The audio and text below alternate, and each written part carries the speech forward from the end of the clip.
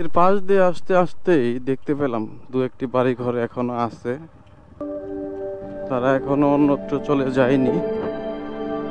তারা বুকে সাহস নিয়ে এই নদীর বুকে এখনো আছে। তবে একটি কথা আপনাদেরকে শেয়ার না করলেই নয়। দেখুন, এগুলা সম্ভবত ভেড়া নাম।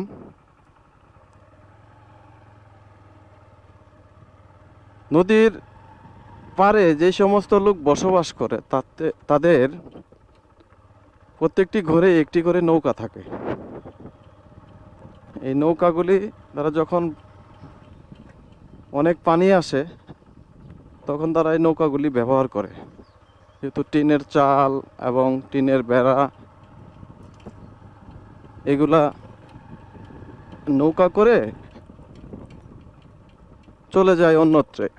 যেখানে চর জেগে উঠে সেখানেই চলে যায়। তো নদীর পাড়ের মানুষগুলা মূলত এই নদীর সাথে যুদ্ধ করে বেঁচে থাকে। এই যে ভাইয়েরা দেখতে পাচ্ছি, একজন খালাকে দেখতে পাচ্ছি, উনি ভুট্টার কাজ করতেছেন। এই পাশে দুটি মেয়ে বাবুকে দেখতে পাচ্ছি, তারা ছাগল এবং ভেড়া এইগুলা নিয়ে ঘাস খাওয়াচ্ছে। তো এদিকে বিশেষ করে যেটা বললাম, পানি আসার সাথে সাথে তারা অন্যত্র চলে যায় যেখানে চর জেগে উঠেছে। সেই চরে গিয়ে তারা নতুন করে বাড়িঘর করে। আবার নিজেদের বাড়ি ভিটা যখন জেগে ওঠে সেখানে আবার চলে আসে। তো তারা নদীর সাথে এইভাবে যুদ্ধ করে বেঁচে থাকে। তাদের বেঁচে থাকা অনেকটাই একজন সেনাবাহিনীর ট্রেনিংয়ের কম নয়।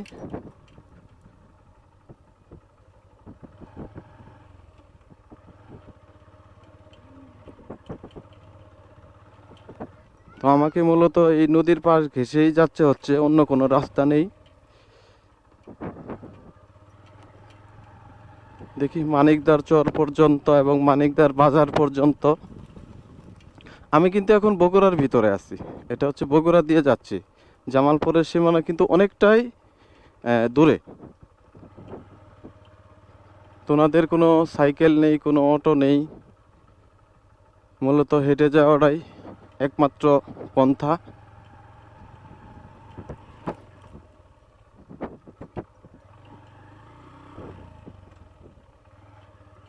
এখানে দেখছি অনেক ভুট্টার ফলন হয়েছে।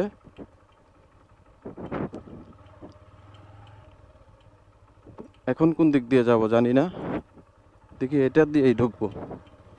চরাঞ্চলের মহিলাগুলো এবং মেয়েগুলো ভুট্টার কাজের সাথে লিপ্ত। যেতে যেতেই নদীর পার ঘেঁষে কিছু সংখ্যক জনবসতি দেখতে পেলাম।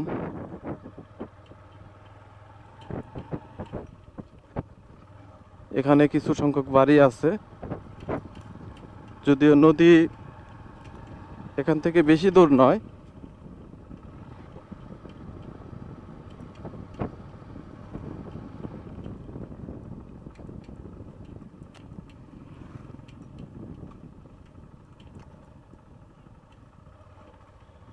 এখানেও একটি বাড়ি। এই বাড়িগুলো আসলেই খুব সুন্দর দেখাচ্ছে বাড়িগুলো, এবং প্রত্যেকটা বাড়িতেই আছে গরু। ছেলে মেয়ে নিয়ে তারা সুখের স্বাচ্ছন্দ্যেই আছে, কিন্তু নদীর জন্য তারা বেশি দিন হয়তো থাকতে পারবে না। কারণ হচ্ছে এই হচ্ছে নদী। সামনে দেখতে পাচ্ছেন নদীর একটি মুখ। এটাই হচ্ছে মূলত যমুনা নদীর। এখনো নদীর পার ঘেঁষেই আছি, যাচ্ছি অবিরাম যাত্রাপথে বালুময় রাস্তা দিয়ে। এখনো পাকা রাস্তার কোনো নমুনা পাইনি, এবং এটা একটা ভালো রাস্তা ছিল। এটা নদী ভেঙে নিয়ে ব্যাস এতটুকুই রেখেছে। দেখুন, এটাই হচ্ছে নদীর পাড়, এখনো নদীর পাড়েই, এখনো নদীর পাড়। তো জানি না মানিকদার চট্টি এবং মানিকদার বাজার কত দূর আছে।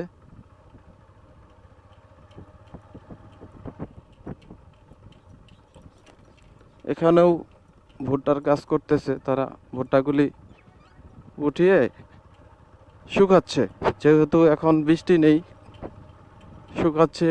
ভুট্টাগুলি বিক্রি করে হয়তো তাদের সংসার কাজের জন্য ব্যবহার করা হবে। দেখুন, এখানে একটি পাকা রাস্তা দেখা পেলাম, এটাই সম্ভবত মানিকদার বাজার। এটা এদিকে হচ্ছে আপনার অনেকগুলি নৌকা দেখতে পারবেন, নৌকা, এবং তারা এই যে সাদা সাদা বস্তাগুলো দেখতে পারবেন, এটি হচ্ছে সম্ভবত ভুট্টা। এই নৌকা দিয়ে হয়তো বগুড়া নিয়ে বিক্রি করে। নৌকা ছাড়া তাদের কোনো পথ নেই। দেখুন, এই হচ্ছে যমুনা নদী, এগুলো হচ্ছে। আর ওই পারে যেগুলো দেখতে পাচ্ছেন, এগুলো হচ্ছে মূলত এই পারে বাড়ি করছিল, ভেঙেছে, আবার ওই পারে গিয়ে বাড়ি করেছে।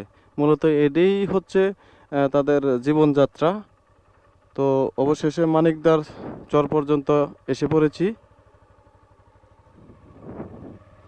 দেখি মানিকদার চর এবং বাজারটা।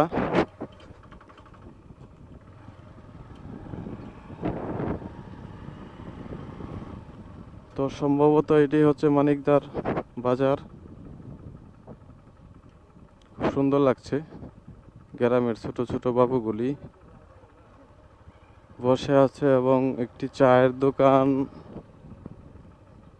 মাশাআল্লাহ কয়েকটি দোকান ভালো, এবং ভিতরে কাঁচা বাজার দেখতে পাচ্ছি। ভিতরে আর আমি যাব না। এখানে একটি মুরগির দোকান, জমিদার ভাই দাঁড়িয়ে আছে, হরেন দেওয়ার পরেও জমিদার ভাই সেখান থেকে সরবে না। তো যাই হোক, ভিডিওটি কেমন হয়েছে অবশ্যই মন্তব্য রেখে যাবেন। আজ এই পর্যন্তই, ভালো থাকবেন সবাই। ধন্যবাদ সবাইকে, আল্লাহ হাফেজ। দেখা হবে অন্য কোনো ভিডিওতে।